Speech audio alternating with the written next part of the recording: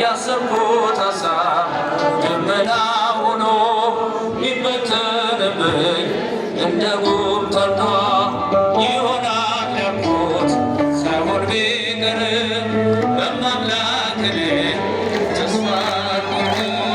ስምሽን ጠርቼ መቼ አፍራለሁ?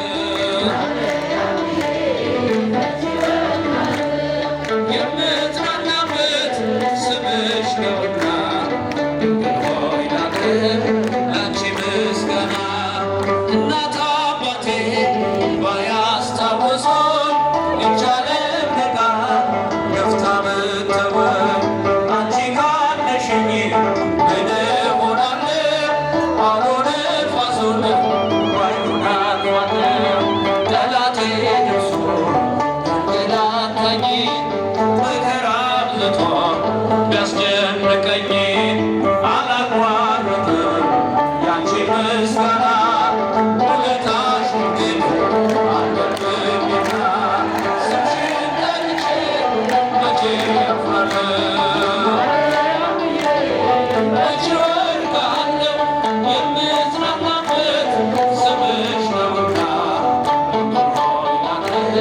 ያንቺ ምስጋና ክፉዎች ደርሰው ቢዘቱብኝ አንቺን መውደዴ አያስተወኝ።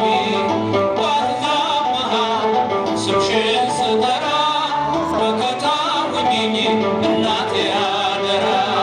ጠላቴ ደርሶ ያንገላታኝ ምክር አብዝቶ ቢያስጨንቀኝ አላቋርጥም ያንቺን ምስጋና ውለታሽን ግን አለብኝና ስምሽን ጠርቼ መቼ አፍራለሁ?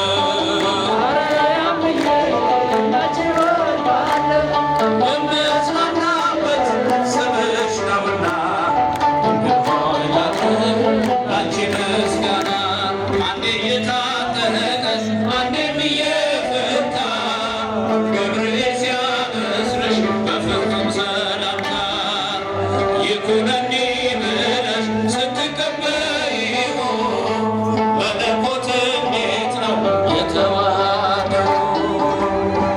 ባሰብኩት ልቤ ይመሰጣል። ከዚህ በላይ ፍቅርስ እንዴት ይገለጻል? ሰባቱ መለኮታዊት ሰባቱ መብራቶች ወዴት ተስፋናሽ ሙሽራ ነሽ የአስራ አምስት ዓመት አንቺ ላይ ሲፈጸም እንግዳ ሁሉን የሚወስን ባንቺ ተወሰነ። ከሦስቱ አካል አንዱ ቃልም ሥጋ ሆነ።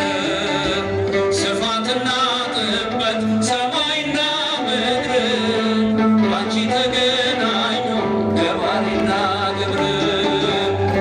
ባሰብኩ ቁጥር ልቤ ይመሰጣል። ከዚህ በላይ ፍቅርስ እንዴት ይገለጻል? ሰባቱ መለኮታዊት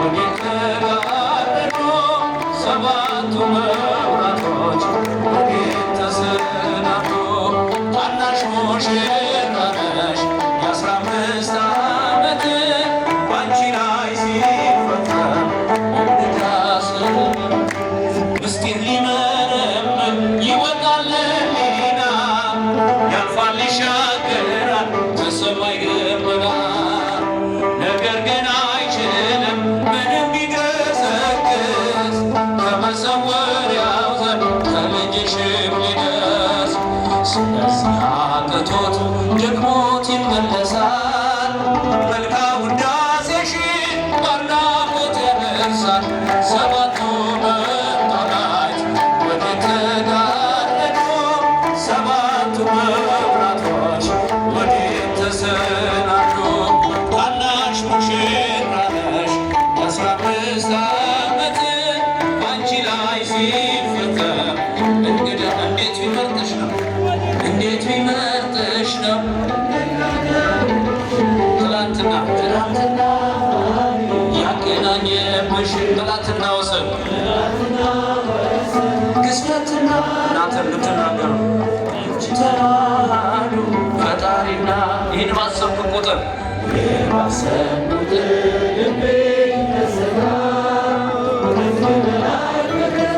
እንዴት ይገለጻል? ሰባቱ መቅደላዊት ወዴት ተጋረዱ? ሰባቱ መብራቶች ወዴት ተሰናዱ? ታናሽ ሙሽራ ነሽ የ15 ዓመት ባንቺ ላይ ሲፈጸም እንግዳ ስራት ታናሽ ሙሽራ